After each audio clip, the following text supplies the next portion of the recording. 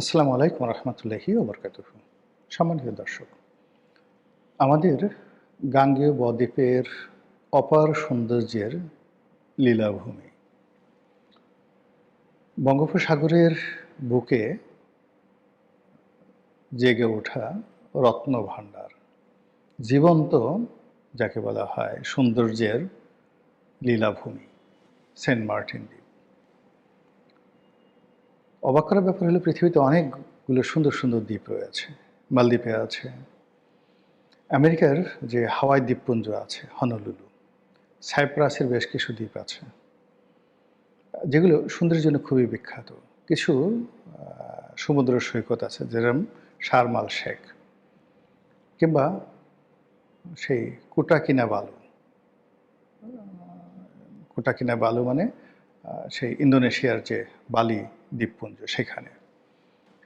তো সবগুলোকে যদি আপনি একত্র করেন, আমার আমার দৃষ্টিতে সমুদ্র সৈকতের সৌন্দর্য আমাদের কক্সবাজার, অর্থাৎ কক্সবাজার থেকে শুরু করে একদম ইনানি বিচ পর্যন্ত, এটার যে সৌন্দর্য, মানে দুটো সৌন্দর্য, সমুদ্রের যে ঢেউ, সমুদ্রের পানি, তারপরে সমুদ্রের যে বেলাভূমি এবং তার পেছনে যে পাহাড়, তার সঙ্গে সঙ্গে ওখানকার যে ল্যান্ডস্কেপিং, আমি আসলে এরকম কোথাও দেখিনি। আমার কাছে কক্সবাজারই শ্রেষ্ঠ মনে হয়।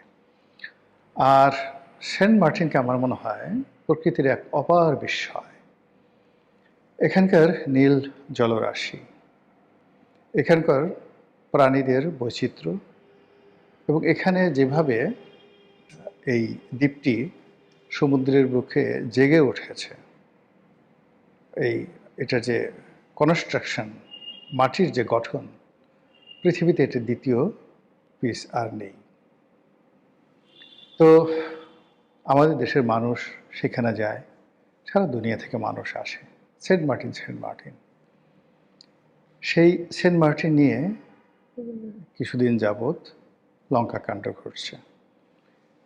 যখন শেখ হাসিনা জমানা ছিল, তিনি বারবার বলছিলেন যে এখানে আমেরিকা ঘাঁটি করতে চাচ্ছে, আমার কাছ থেকে সেন্ট মার্টিন কিনে নিতে চাচ্ছে, অনেকটা দিয়াগো গার্সিয়ার মতো, অনেকটা গ্রিনল্যান্ডের মতো, অনেকটা সেই যে আমেরিকা তো অনেক কিছুই কিনে নিয়েছে।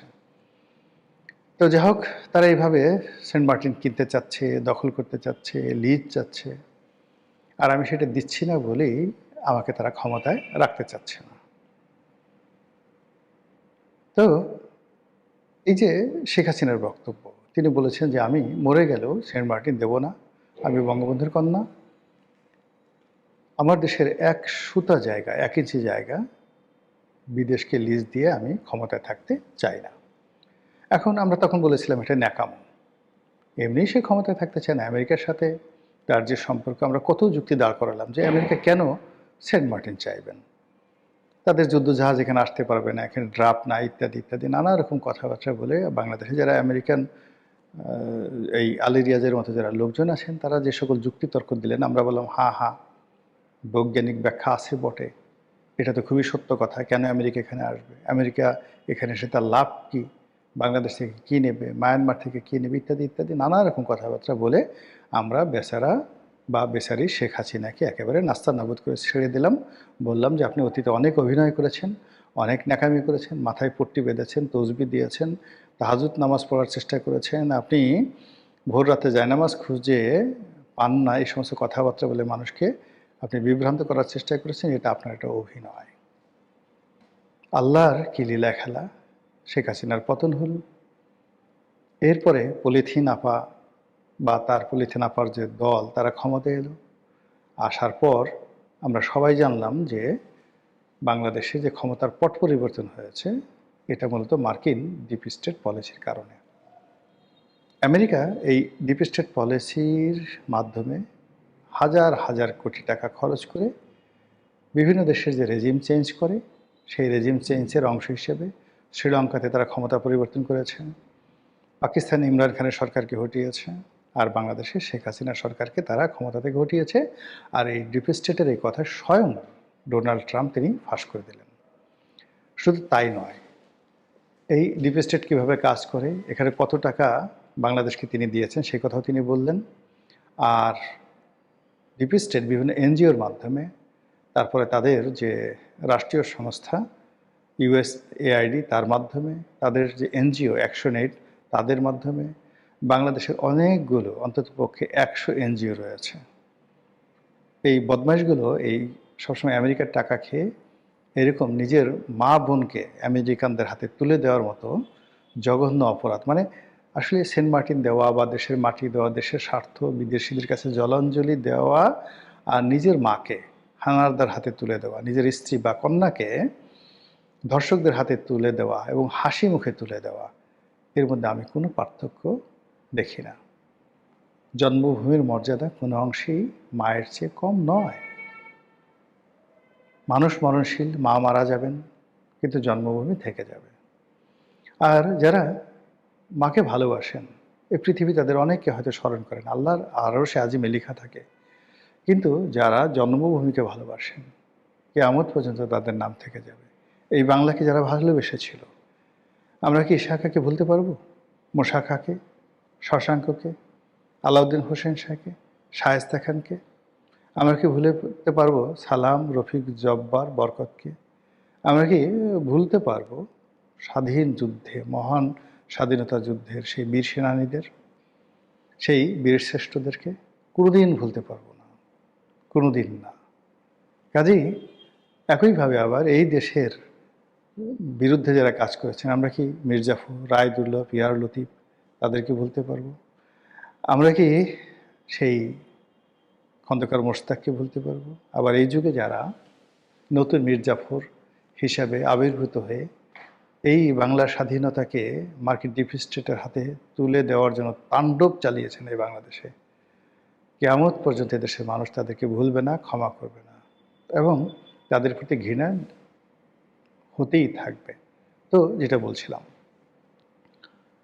সেন্ট মার্টিনের যে বিষয়টি শেখ হাসিনার পতনের পরে সামনে এলো, যখন আমি দেখলাম যে, বা আমরা দেখলাম, আমাদের দেশে পলিথিন আপা হিসেবে পরিচিত সৈয়দা রেজওয়ানা হাসান, তিনি বন এবং পরিবেশ মন্ত্রণালয়ের দায়িত্বপ্রাপ্ত উপদেষ্টা হলেন, এবং তিনি সেন্ট মার্টিনের জীববৈচিত্র্য রক্ষার জন্য এবং সেন্ট মার্টিনের সেই যে বললেন যে সেন্ট মার্টিন যদি আমরা রক্ষা না করি এটা ডুবে যাবে, এই কথা বলে সেখানে যাতায়াত বলতে গেলে প্রথমে নিষিদ্ধ করা হলো, এরপরে সীমিত আকারে পর্যটকদের যাতায়াতের ব্যবস্থা করা হলো, এবং ওখানে হাজার হাজার কোটি টাকার যে বিনিয়োগ বিভিন্ন হোটেল মোটেলে, সবগুলো লাটে উঠল।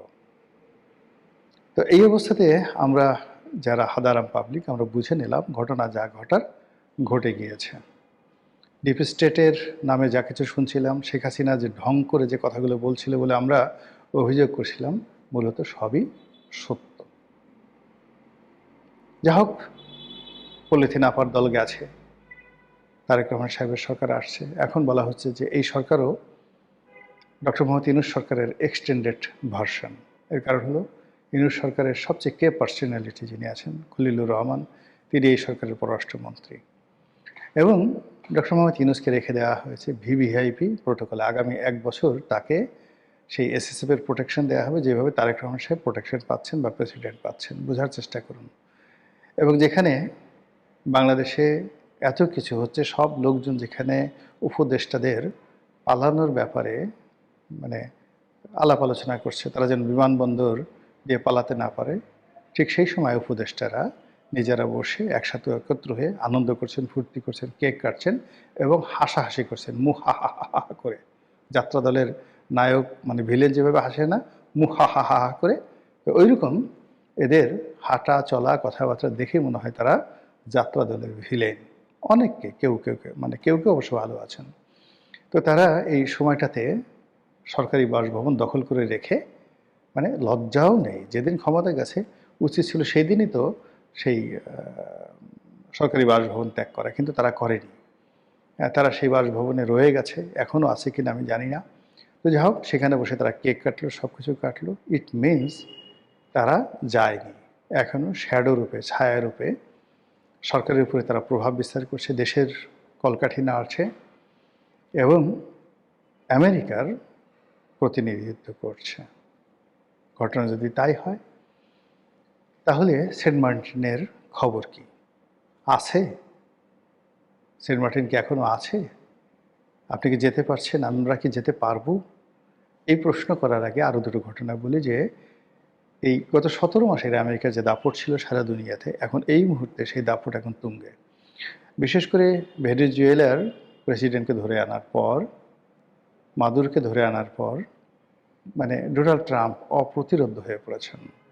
আর এখন যেভাবে ইরানের উপর তাণ্ডব চালাচ্ছেন, তাতে করে আমাদের বুক এতটা দুরু দুরু করে কাঁপছে যে এখন যদি সেন্ট মার্টিন আমাদের কাছে চাওয়া হয়, প্রতিবাদ তো দূরের কথা, সেন্ট মার্টিন বিনা বাক্যে, মানে কোনো রকম কথা ছাড়া, মানে কোনো রকম মূল্য ছাড়া এইগুলো লিখে দিয়ে আমরা করব কি, সেই ডোনাল্ড ট্রাম্পের দরবারে দলিল নিয়ে আমরা হাজির হব মাথায় করে।